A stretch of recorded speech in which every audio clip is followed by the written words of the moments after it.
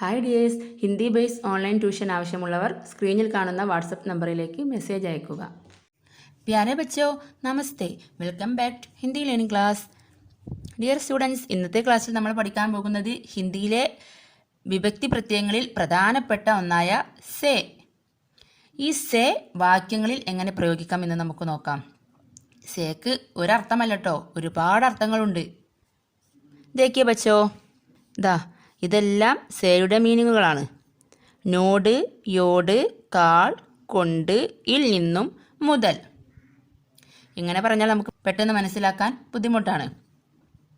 ഇത് വാക്യങ്ങളിൽ പ്രയോഗിക്കുമ്പോൾ നമുക്ക് എളുപ്പത്തിൽ മനസ്സിലാകും. ഓക്കെ, ഇതെല്ലാം നമുക്ക് എക്സാമ്പിൾസ് വെച്ച് നോക്കാം. അപ്പോൾ പെട്ടെന്ന് നിങ്ങൾക്ക് മനസ്സിലാകും. ആദ്യം നമുക്ക് നോട് വരുന്ന എക്സാമ്പിൾ നോക്കാം. ഈ നോട് എന്ന് പറഞ്ഞാൽ അവനോട്, അതിനോട് എന്നൊക്കെ വരുമ്പോഴാണ് നമ്മളിവിടെ സേ ചേർക്കുന്നത്. ഓക്കെ, ഫസ്റ്റ് വൺ, ബായി സേ പൂച്ചോ. എന്താണ് ബായി സേ പൂച്ചോ എന്ന് പറഞ്ഞാൽ? ബായി സേ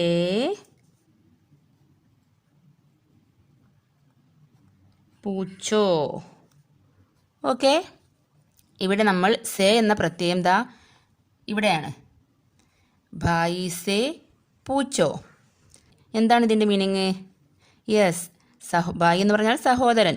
ഇവിടെ സേ എന്ന് വരുന്നത് നോട്, അതായത് സഹോദരനോട് ചോദിക്കൂ. ടിക്ക് വെച്ചോ. ഇനി നെക്സ്റ്റ് യോട്. കേട്ടിട്ടില്ലേ?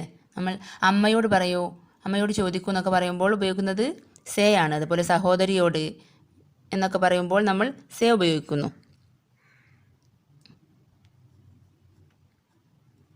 മാംസേ ബോലോ.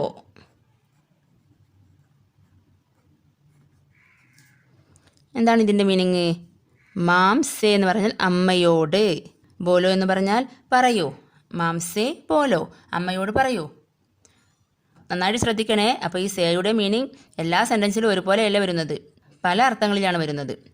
ഇനി നെക്സ്റ്റ് കാൾ എന്ന് വരുന്നത് നോക്കാം. നമ്മൾ അവനേക്കാൾ, അതിനേക്കാൾ, അവളേക്കാൾ എന്നൊക്കെ പറയാറില്ലേ? അതിനൊക്കെ നമ്മൾ സേ ആണ് ഉപയോഗിക്കുന്നത്. ഓക്കെ, അതിൻ്റെ ഒരു എക്സാമ്പിൾ നോക്കാം. മേ മേരെ ബഹൻ സേ ചോട്ടാഹും. ഞാൻ എൻ്റെ സഹോദരിയെക്കാളും ചെറുതാണ്. അവിടെ കണ്ടില്ലേ നമ്മൾ കാളും സഹോദരിയെക്കാളും എന്ന് ഉപയോഗിച്ചത്. ഓക്കെ, मैं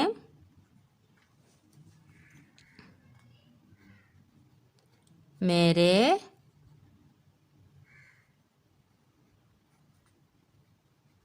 बहन से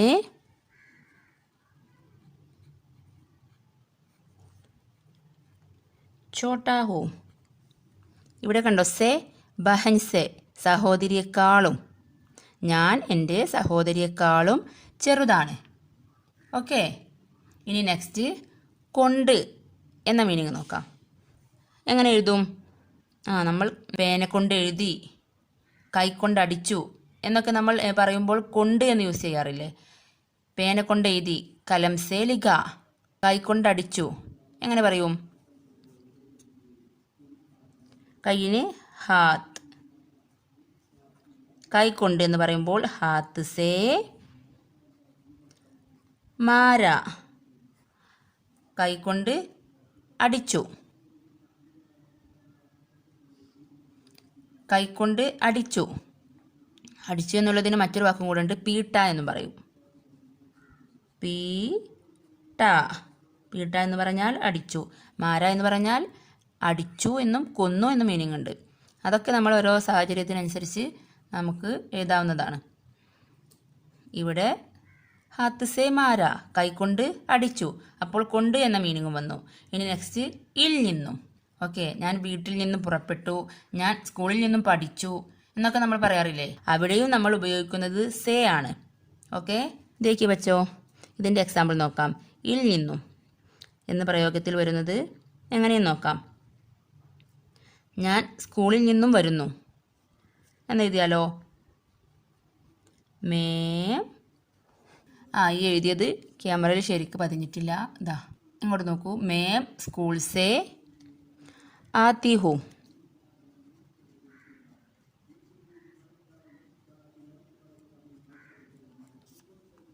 സ്കൂൾ സേ എന്ന് പറയുമ്പോൾ ഇവിടെ സ്കൂളിൽ നിന്ന് എന്നാണ് മീനിങ് വരുന്നത്. മേം സ്കൂൾ സേ ആത്തി ഹും, ഞാൻ സ്കൂളിൽ നിന്നും വരുന്നു. ഇനി നെക്സ്റ്റ് മുതൽ. നമ്മൾ പറയാറില്ലേ ഇന്ന് മുതൽ ഞാൻ എന്നും പോകും, അല്ലെങ്കിൽ 10 മുതൽ 100 മുതൽ എന്നൊക്കെ നമ്മൾ സെൻറ്റൻസിൽ പ്രയോഗിക്കാറില്ലേ. അതിനൊരു എക്സാമ്പിൾ നോക്കാം. അപ്പോൾ മുതൽ എന്ന് മീനിങ് വരുന്ന ഒരു എക്സാമ്പിളാണ് കൽ സേ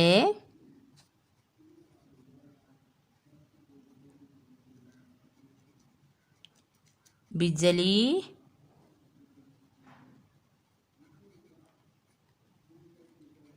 नहीं है. കൽ സേ ഇന്നലെ മുതൽ. കൽ എന്ന് പറയുന്നത് നാളെ എന്ന മീനിങ് ഉണ്ട്. ബട്ട് ഇപ്പോൾ ഈ സെൻറ്റൻസിൽ വരുന്നത് ഇന്നലെ മുതൽ എന്നാണ്. ഇന്നലെ മുതൽ കരണ്ടില്ല. ബിജലി എന്ന് പറഞ്ഞാൽ കരണ്ട്. കൽ സേ ബിജലി നെഹി ഹെ, ഇന്നലെ മുതൽ കരണ്ടില്ല. ഇനിയും സേ എന്നുള്ളതിന് ഇനിയും മീനിങ്ങുകളുണ്ട്. ആയി, നന്നായി, ശരിയായി എന്നൊക്കെ നമ്മൾ പറയില്ലേ, അവിടെയും ആ സേ ആണ് ഉപയോഗിക്കുന്നത്. ടീക് സേ ബോലോ, ശരിയായി പറയൂ. ഓക്കെ.